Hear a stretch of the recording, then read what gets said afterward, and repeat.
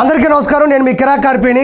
రీసెంట్గా పేరుని నాని వల్లభనేని వంశీని కలిసేసి వచ్చాడు. బయటికి రాగానే ప్రెస్ మీట్ పెట్టాడు. ఏం మాట్లాడాడో ఒకసారి చూద్దాం. ఎవరైతే ప్రభుత్వాన్ని నడిపే వాళ్ళని కూడా కక్ష ఉంటే సంవత్సరం జైల్లో వేసుకోవాలి, కానీ మనిషిని తుదముట్టించేయడానికి మనిషిని చంపి తద్వారా ఆనందం పొందు. ఇక్కడ పేరుని నాని అంటున్నాడు కక్ష సాధింపు అంటున్నాడు. ఇది కక్ష సాధింపు కాదు. 2019-2024 మధ్యన అధికారాన్ని దుర్వినియోగం చేస్తూ గన్నవరం టీడీపీ ఆఫీసు మీద విచ్చలవిడిగా దాడులు చేపించాడు వల్లభనేని వంశీ. ఆ కేసుల్లో కూడా నిందితుడు. అదేవిధంగా పార్టీ కార్యాలయంలో పనిచేసే సత్యవర్ధన్ అనే వ్యక్తిని ఉన్నపలంగా తీసుకెళ్లి కిడ్నాప్ చేశాడు. అవన్నీ ఆధారాలతో కూడినటువంటి కేసుల్లో ప్రధాన నిందితుడు వల్లభనేని వంశీ. అదే కాకుండా బెయిల్ వచ్చింది అనుకునే లోపే మళ్ళీ కేసులు నమోదయ్యాయి అంటే ఇది మళ్ళీ కక్ష సాధింపు కాదు. ఎలక్షన్స్ దగ్గరకు వచ్చాయనే లోపే నకిలీ ఇళ్ల పట్టాలు ఇచ్చాడు. అవి కూడా ఆధారాలతో కూడినటువంటి కేసులు నమోదయ్యాయి. మళ్ళీ రిమాండ్ ఖైదీగా లోపలికి వెళ్ళాడు. ఇవన్నీ చిన్న చితక కేసులు కాదు. కాబట్టి ఇది కక్ష సాధింపు కేసు కాదు. ఇక్కడ ఇంకొక మాట అన్నాడు, ఒకసారి రిపీట్ చేస్తాం చూడండి. మనిషిని చంపి తద్వారా ఆనందం పొందుదాం అని కనుక పైశాచిక ఆనందం పొందుదాం అనుకుంటే ఇంతకన్నా మీ ఇక్కడ ఇంకోటి ఆలోచించాలా. వల్లభనేని వంశీ ఆరోగ్యం దెబ్బతినింది, చచ్చిపోయేలా ఉన్నాడు, అలా చేయడం తప్పు అంటున్నాడు. అంటే వల్లభనేని వంశీ ప్రాణం చాలా గొప్పది అంటున్నాడు. నా దృష్టిలో మగాడి ప్రాణం కన్నా ఆడపడుచు మానం గొప్పది. వినాస్త్రియా జననం నాస్తి, వినాస్త్రియా గమనం నాస్తి, వినాస్త్రియా జీవం నాస్తి, వినాస్త్రియా సృష్టి ఏవ నాస్తి. ఇంత గొప్పగా ఆడవాళ్ళని చూస్తూ ఉంటే భారతదేశంలోని ఆంధ్రప్రదేశ్లోని శాసనసభ సాక్షిగా ఒక ఆడపడుచుని దుర్భాషలాడాడు, క్యారెక్టర్ అసాసినేషన్ చేశాడు. ఏం కాదో దగ్గనివ్వో తగ్గనివ్వో కొవ్వే కరగనివ్వో, కానీ చట్టం తన పని తాను చేసుకుంటూ పోతుంది. అంతటి మాటలు ప్రజలందరూ చూస్తుండగా, ప్రపంచంలోని తెలుగు వారందరూ వీక్షిస్తుండగా అంత దుర్భాషలాడాడే. వాళ్ళు ఎంత కుమిలిపోయి ఉంటారు, ఎన్ని నిద్రలేని రాత్రులు గడుపుంటారు, ఎంత కన్నీటి పర్యంతం అయి ఉంటారు అనేది ప్రత్యేకంగా చెప్పక్కర్లేదు. ఇక్కడ మీరు గమనిస్తే ఈయన బయటకు వచ్చి ఏదో బాధగా నీరసంగా మాట్లాడుతుంటే లోపల జైల్లో ఉన్నది గాంధీ గారు, నెహ్రూ గారు, వల్లభాయ్ పటేల్ గారు, భగత్ సింగ్ గారు ఉన్నారేమో. స్వతంత్ర పోరాటం చేస్తుంటే బ్రిటిష్ వాళ్ళు లోపలేసి కొడుతూ ఉంటే ఒక వ్యక్తి అది చూసి బయటకు వచ్చి ఏంటి ఇదిని ప్రశ్నిస్తున్నాడు అని ఇతను అనుకుంటాం. కానీ లోపల ఉండేది ఎవరు? ఒక మాన్స్టర్, నరరూప రాక్షసుడు. డబ్బుల కోసం పదవుల కోసం పశువుల ప్రవర్తించే ఒక పశువుల వైద్యుడు. చర్లపల్లి జైలు కానీ, చెంచులగూడ జైలు కానీ, నెల్లూరు, కడప, రాజమండ్రి ఏ జైలు అయినా ఒక ముద్దాయి రిమాండ్లో ఉన్నప్పుడు అతను కాళ్ళ నొప్పి వచ్చినా, కీళ్ళ నొప్పి వచ్చినా, ఒళ్ళు నొప్పి వచ్చినా, తల నొప్పి వచ్చినా అది కోర్టు పోలీసులు హాస్పిటల్ తీసుకెళ్లి ట్రీట్మెంట్ ఇప్పిస్తారు. అరే నాకు చాలా ఇబ్బందిగా ఉంది, నాకు కళ్ళు తిరిగిపోతున్నాయి, నాకు వామిటింగ్ అవుతుంది, నాకు మోషన్స్ అవుతున్నాయి అంటే దాన్ని నెపంగా చూపిస్తే, సాకుగా చూపిస్తే బయటికి పంపివ్వరు. తప్పు చేసిన వాడు చట్టం దృష్టిలో అందరూ సమానమే. ఇప్పుడు ఇంకో మాట మాట్లాడుతూ ఉన్నాడు, మన పేరుని నాని చాలా తగ్గిపోయాడు అన్నాడు. మరి జగన్మోహన్ రెడ్డి చెప్పాడు చాలా అందగాడు, చంద్రబాబు నాయుడు గారు జలసీగా ఫీల్ అవుతున్నాడు, చాలా ఆయన అందాన్ని చూసి ఓర్వలేకపోతున్నారు, తట్టుకోలేకపోతున్నారు అంటున్నాడు. ఆ అందగాడికి ఒక సినిమా వచ్చింది, అందగాడు 15 కేజీలు తగ్గాలి, శ్రీమంతుడి సినిమాలో మహేష్ బాబు గారు లాంటి క్యారెక్టర్ అది. మరి అలాంటి అందగాడు డైట్ చేస్తున్నాడు జైల్లో. మరి 15 కేజీలు తగ్గితే ఆ డైట్ ఆయనకు మంచిదే కదా, ఇంకా స్లిమ్ అవుతాడు. ఏం ఇబ్బంది పడబాకు, వస్తాడో రాడో తెలియదు, చాలా కేసులు అతని మీద ఉన్నాయి, నువ్వేం టెన్షన్ పడబాకు.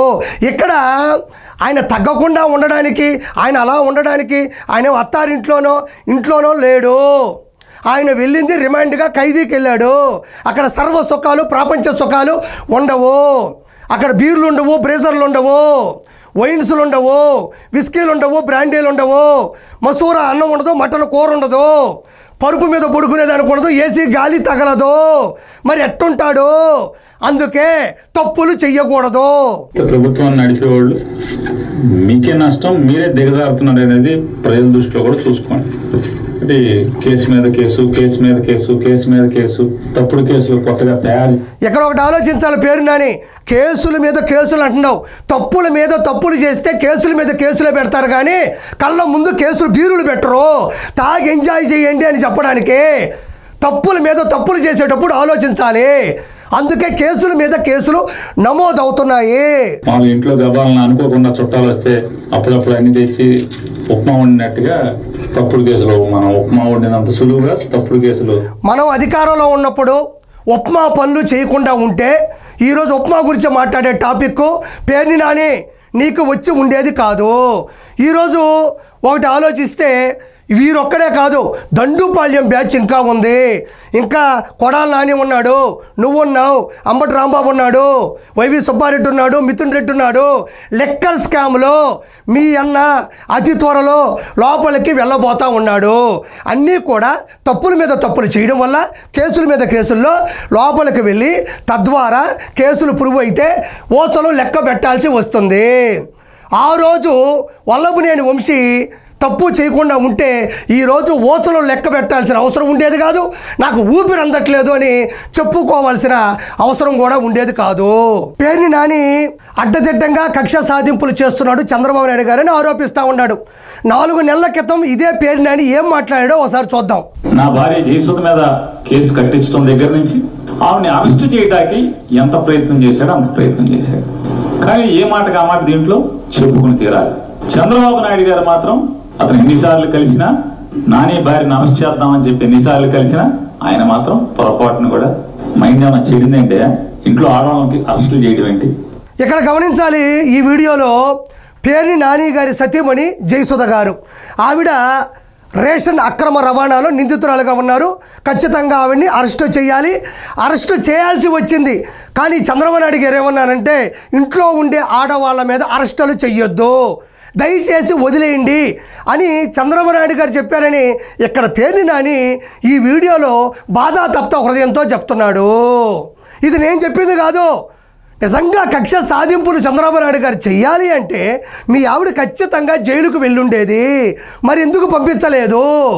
చంద్రబాబు నాయుడు గారు ఇప్పుడు ఒకే ఒక మాట చెప్తారు, ఆడవాళ్ళ జోలికి వెళ్ళొద్దు, ఆడవాళ్ళని ఏమీ అనొద్దు అని చెప్పే చరిత్ర చంద్రబాబు నాయుడు గారిది. ఇది కదా రాజ్యసం, ఇది కదా రాజకీయం, ఇది కదా ఆడవాళ్ళకి ఇవ్వాల్సినటువంటి విలువ. అడ్డమైన గడ్డి తిని బుద్ధి లేకుండా మాట్లాడితే ఇలానే ప్రతి వీడియో కూడా జనాల్లోకి వెళ్తుంది.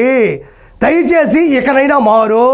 ఇదే పేర్ని నాని వల్లభనేని వంశీ గురించి పక్కన పెడితే పవన్ కళ్యాణ్ గారి గురించి మాట్లాడుతున్నాడు. ఫ్లాప్ అవబోయే సినిమా హరిహర వీరమల్లు, దాన్ని ఎవరూ చూడరు. ఫ్లాప్ అవబోతున్న సినిమా గురించి ఎందుకయ్యా ఈ ఆలోచనలో అంటున్నాడు. ఫ్లాప్ అయింది హరిహరమల్లు సినిమా కాదు, వైఎస్ఆర్సీపీ పార్టీ అట్టర్ ఫ్లాప్ అయింది. 175 థియేటర్లో ఆ సినిమా రిలీజ్ చేస్తే 11 థియేటర్లో కూడా నాసిరకంతో యావరేజ్గా ముందుకెళ్ళింది. నువ్వు హరిహర వీర మల్లు గురించి మాట్లాడబాకు. మల్లు గురించి నీకు అనవసరం. నీకు దిగబోయే ముళ్ళు గురించి ఆలోచించు. ఆ ముళ్ళు జగన్మోహన్ రెడ్డి దిగుతుందా, కొడాలి నానికి దిగుతుందా, నీకు దిగుతుందా, నిగిన తర్వాత సెప్టిక్ అవుతుందా అనేది కొంచెం ఆలోచించు. నువ్వు పవన్ కళ్యాణ్ గురించి మాట్లాడతావా? పవన్ కళ్యాణ్ గారి ప్రీ రిలీజ్ ఈవెంట్కి వెళ్తే ఆ జనాల్లో నువ్వు ఉంటే నువ్వు ఎక్కడ ఉంటావని ఎతకడానికి డజన్ డాగ్ స్క్వాడ్ వదిలినా కూడా నువ్వు ఎక్కడా దొరకవు.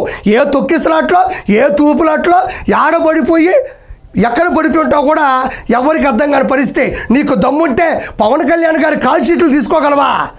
ఆయన కాళ్ళు చేతులు పట్టుకున్నా కూడా నీకు కాల్ షీట్లు కూడా రావు. పవన్ కళ్యాణ్ గారి సినిమా గురించి, పవన్ కళ్యాణ్ గారి పార్టీ గురించి మాట్లాడే అర్హత నీకు లేదు. కాబట్టి మనకు వచ్చిన పని చేసుకోవాలి. నేను ఒకటే చెప్తున్నా, జైలా బెయిలా అనే సినిమాలో తర్వాత కొడాలని నటించబోతున్నాడు, నువ్వు నటించబోతున్నావు, అన్న వెళ్ళబోతున్నాడు. ఖచ్చితంగా ఆ సినిమా బ్లాక్ బస్టర్ హిట్ అవబోతుందని మనస్ఫూర్తిగా కోరుకుంటున్నాను. Thank you so much.